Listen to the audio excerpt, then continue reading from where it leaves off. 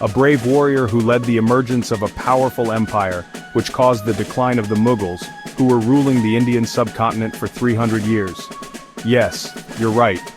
In this video, I will explain the important wars between the Mughals and the Marathas as I promised in my last video, but before we begin with our story, please hit that subscribe and like button below if you want to appreciate my efforts. Also, comment which historical topic you want next. So let's dive into the time period from 1645 to 1707. The birth of Hindavi Swaraja, 1645 to 1646. Firstly, in 1645, Shivaji Maharaj got the idea of Hindavi Swaraja from his family, teachers, and saints of Maharashtra. Swaraja was the goal of creating a self-governing, independent and sovereign kingdom in Maharashtra. With this goal, he fought his first war, which was the campaign against the Bijapur Sultanate in 1646, by capturing Torna Fort at the age of 16. Next was the Battle of Kondana in 1647, where Shivaji captured this fort using guerrilla warfare, a strategy of surprise attacks, using the terrain's advantages to ambush and quickly retreat against larger forces. War against the Adil Shahi Sultanate, 1647 to 1665. Shivaji continued expanding his control by capturing forts like Rajgad, Purandar, and Rohida. However, his growing power alarmed the Bijapur Sultanate, which sent Afzal Khan to stop him. Battle of Pratapgarh, 1659. In 1659, Afzal Khan led a large force to destroy Shivaji. He tried to lure Shivaji into a trap by pretending to negotiate peace, but Shivaji anticipated his betrayal. During their meeting, Shivaji used a concealed weapon, the Wagnak or tiger claws, and instantly killed Afzal Khan. His army launched a surprise attack, resulting in a major victory for the Marathas. Battle of Pavan Kind, 1660. After Afzal Khan's defeat, the Adil Shahi forces, led by Sidi Jauhar, laid siege to Panhala Fort. Shivaji planned an escape but was chased by a large enemy force. To protect Shivaji, Baji Prabhu Deshpande and 300 Marathas stayed back at Pavan Kind, holding off thousands of enemy soldiers. They fought until their last breath, giving Shivaji enough time to reach Vishalgad safely. This became one of the most legendary last stands in Indian history. Treaty of Purandar, 1665. By 1665, the Mughal general Raja Jai Singh launched a major campaign against Shivaji. After intense battles, Shivaji was forced to sign the Treaty of Purandar, surrendering 23 forts to the Mughals. However, he secretly planned to rebuild his empire. Escape from Agra and rebuilding the empire, 1666 to 1674. In 1666, Aurangzeb invited Shivaji to Agra, but instead of honoring him, he imprisoned him. Using disguise and intelligence, Shivaji hid in fruit baskets and successfully escaped back to Maharashtra. Once free, he launched a series of attacks, regaining lost forts and expanding his territory. In 1672, the Marathas won the Battle of Salair, marking their first major open-field victory against the Mughal army. This battle shocked Aurangzeb and proved that the Marathas were now a dominant force in India. Coronation and expansion, 1674 to 1680. In 1674, Shivaji was officially crowned as Chhatrapati at Raigad Fort, declaring the formation of the Maratha Empire. Over the next few years, he expanded into South India, capturing forts in Karnataka and Tamil Nadu, further strengthening the empire. In 1680, after a lifetime of battles and victories, Shivaji Maharaj passed away. After Shivaji Maharaj's death in 1680, Sambhaji Maharaj ascended the throne, facing the immediate threat of Aurangzeb's invasion. The Mughals, believing that the Marathas would collapse without Shivaji, launched a massive campaign in the Deccan. But Sambhaji, just like his father, was a fearless warrior who refused to bow down. In 1681, Aurangzeb himself arrived in the Deccan with an army of over 500,000 soldiers, determined to crush the Marathas once and for all. He waged continuous battles, trying to seize control of Maratha forts, but Sambhaji countered every attack using guerrilla warfare. The war continued for nearly a decade, draining Mughal resources. Major battles before Sambhaji's capture. Battle of Burhanpur, 1681. Sambhaji launched a daring raid on the Mughal city of Burhanpur, plundering its wealth and destroying Mughal supply lines.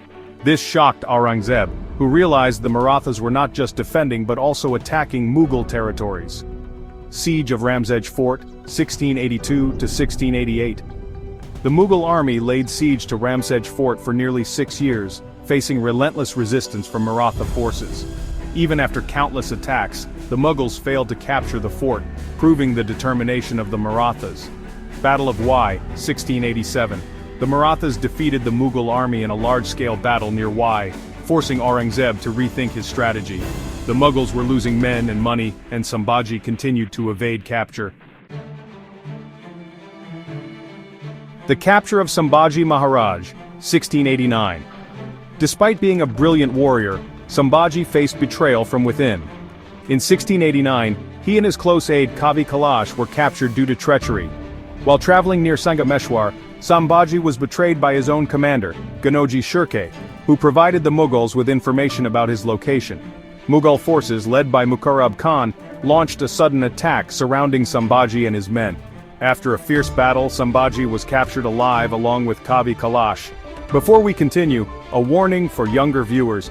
The next section contains graphic details of the brutal torture inflicted on Sambhaji Maharaj by the Mughals. If you are below 18 or sensitive to such topics, you may choose to skip this part. Torture and execution of Sambhaji Maharaj. Aurangzeb saw Sambhaji as his greatest enemy and wanted to break his spirit. He offered him a deal. If Sambhaji converted to Islam and surrendered the Maratha Empire, he would be spared. Sambhaji refused without hesitation, choosing death over dishonor. Enraged, Aurangzeb ordered his brutal torture in front of the Mughal court. Sambhaji's eyes were gouged and his tongue was cut off, yet he remained defiant. His skin was ripped apart with hot iron rods, but he never begged for mercy. He was made to wear a cap of thorns and paraded through the Mughal camp.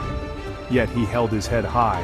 His limbs were cut off piece by piece, prolonging his agony for several days. Even in his final moments, Sambhaji Maharaj refused to bow before Aurangzeb.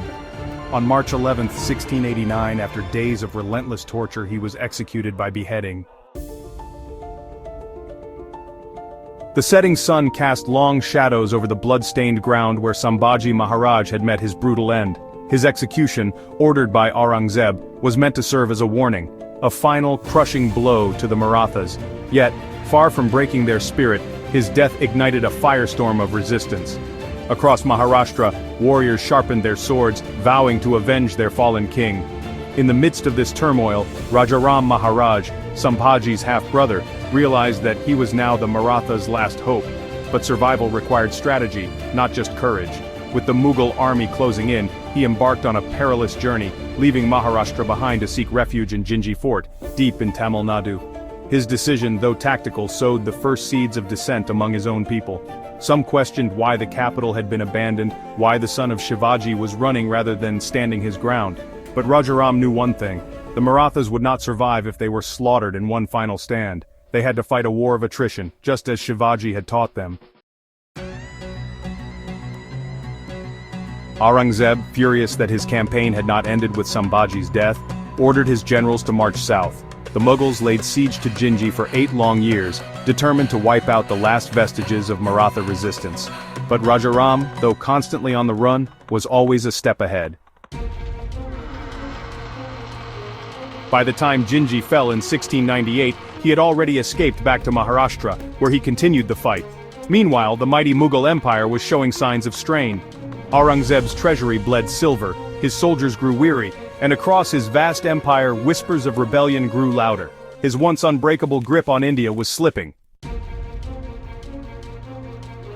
In 1700, Rajaram Maharaj succumbed to illness, leaving behind a power vacuum.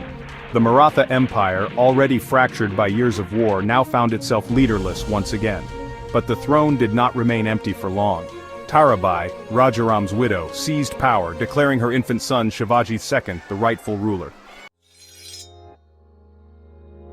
It was an audacious move. Few expected a woman to lead an empire engulfed in war. Many within her own ranks opposed her, believing that the true heir was Shahu Maharaj, the son of Sambhaji, still held captive in the Mughal court. Despite the resistance, Tarabai proved herself to be a formidable strategist. She tightened her grip over the Maratha forces and launched a fresh wave of attacks, pushing the Mughals back. By 1705, Aurangzeb, now in his late 80s, was a broken man. He had spent over 20 years trying to crush the Marathas, but they refused to fall. His empire was rotting from within, rebellions erupting across its provinces. In 1707, Aurangzeb finally died in Ahmednagar, leaving behind a crumbling empire. His sons immediately turned on each other in a desperate struggle for the throne. What followed was a brutal war of succession, where princes and nobles switched allegiances at a moment's notice. At the same time, the Marathas were facing their own civil war. Shivaji Maharaj had been released from Mughal captivity, but his return did not unify the empire, it split it further. Tarabai refused to recognize his claim, setting the stage for a bitter struggle between the two factions. Some Maratha chieftains sided with Tarabai, others with Shahu. The war dragged on for years until Shahu, with the support of his Peshwa, Balaji Vishwanath, emerged victorious. Tarabai, the woman who had once defied the Mughals, was overthrown and imprisoned. With Shivaji Maharaj on the throne, power in the Maratha Empire shifted. Though Shahu was the official ruler, real authority now rested in the hands of the Peshwas. Under their leadership, the Marathas expanded at an unprecedented rate. By 1720, Baji Rao I, the brilliant young Peshwa, led the Marathas deep into Mughal territory. His cavalry thundered across the plains of Malwa, Gujarat, and Bundelkhand, breaking through Mughal defenses like a flood. In 1737, the Marathas stormed Delhi, proving that the Mughal emperor was no longer the master of Hindustan. But the rapid expansion of the Maratha Empire also brought internal rivalries. Power was no longer concentrated in Pune alone. Regional leaders like the Holkars, Scindias, Gaikwads, and Bonsles began carving out their own dominions. Each sought to strengthen their own position, often at the expense of unity. At the same time, within the Peshwa's court, shadows of betrayal lurked. Raghunath Rao, the younger brother of Peshwa Balaji Baji Rao, resented his lack of power and began conspiring against his own family. Meanwhile, Tarabai, though old and imprisoned, had not lost her ambition. In 1750, she attempted one final coup, supporting a fake descendant of Shivaji Maharaj as the true heir to the throne. Her plot was uncovered, and she was once again locked away. Despite these divisions, the Marathas remained the dominant force in India until 1761, when they faced their greatest challenge. The Third Battle of Panipat was a catastrophe. The once mighty Maratha army led by Sadashivrao Bhau was annihilated by Ahmad Shah Abdali's Afghan forces. The battlefield was littered with the bodies of thousands of Maratha warriors. Vishwasrao, the heir to the Peshwa, was killed. News of the defeat broke the heart of Peshwa Balaji Baji Rao, who died shortly afterward. In the aftermath of Panipat, the Maratha Empire was in chaos. A massive power vacuum emerged, with different factions vying for control. But just when it seemed like the empire would crumble, a new leader emerged. Madhavrao Peshwa, a young but determined ruler, took control. He knew that survival depended on unity. He crushed internal rebellions, reined in ambitious Maratha chieftains, and struck back against his enemies. Under his leadership, the Marathas reclaimed Delhi by 1770, proving that they were still a force to be reckoned with. But Madhavrao's reign was not without its struggles. His uncle, Raghunath Rao, still lusted for power. Their rivalry eventually erupted into open conflict, throwing the empire into yet another civil war. In 1772, Madhavrao died, and once again the Marathas found themselves leaderless. Despite their internal conflicts, by 1780, the Marathas remained the strongest power in India. They had outlasted Aurangzeb, broken the Mughals, and survived Panipat. But as they fought among themselves, a new power was quietly rising in the background. The British East India Company, once mere traders, had begun meddling in Indian politics. They had watched the Marathas closely, waiting for the right moment to strike, and soon, their moment would come. The Marathas, once the strongest force in India, were about to face an enemy unlike any before, one that would not challenge them on the battlefield alone, but through diplomacy, deceit, and calculated strategy. This was the beginning of the Anglo-Maratha Wars, a conflict that would determine the fate of India itself. But that is a story for another time. If you want such more amazing stories, please like and subscribe us, as it really motivates us, and thanks for watching the video. Meet you in next video. Jai Bhavani, Jai Shivaji.